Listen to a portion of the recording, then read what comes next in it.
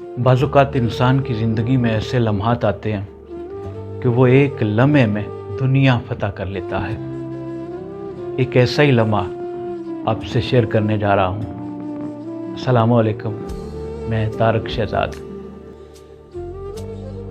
ये दिसंबर 2012 का वाक़या है। शुमाली स्पेन में क्रॉस कंट्री रेस का आगाज़ हो रहा था।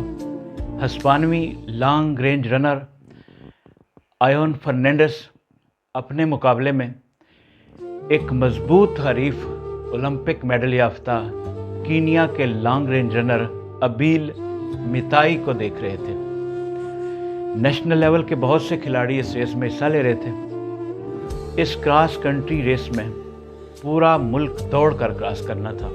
कई हफ्ते जारी रहने वाली ये रेस नाहमवार और दुश्वार गुजार रास्तों में से गुजरकर बिलाखिर जनवरी 2013 को अपनी फिनिश लाइन तक आ पहुंचती है।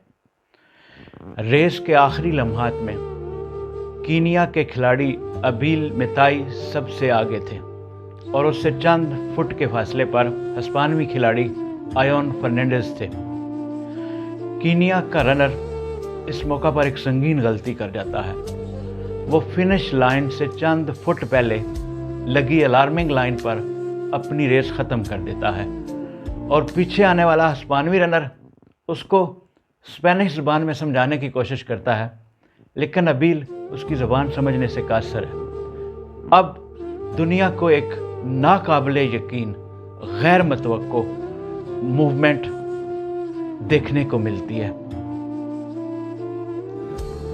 फर्नांडिस अपनी रफ्तार को सुस्त कर लेता है और अबील मिताई को स्पेनिश में समझाने की कोशिश करता है कि अभी रेस ख़त्म नहीं हुई, दौड़ो, लेकिन अबील उसकी बातों को समझता नहीं है।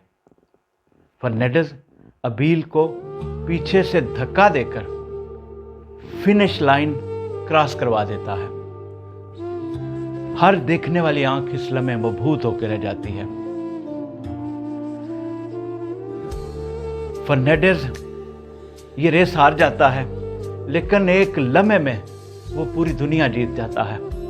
ये लम्हा इंसानियत को एक बुलंद तरीन मुकाम पर ले जाता है और शायद चश्मे फलक भी इन लम्हात पर अपनी तख्लीक यानी इंसान पर फ़ख्र कर रही होगी। वहाँ पर मौजूद एक सहाफ़ी ने फर्नांडिस से सवाल किया, आपने ऐसा क्यों किया? फर्नांडिस ने जवाब दिया, वो मुझसे आगे था, वो रेस जीत रहा था। उसने दोबारा सवाल किया, सारी दुनिया जानती है कि तुम ये रेस जीत सकते थे। तो इस पर फर्नांडिस ने एक तारीखी जवाब दिया। दुनिया की नज़र में इस फतह की, इस जीत की क्या हैसियत होती और क्या वक़्त होती इस मेडल की।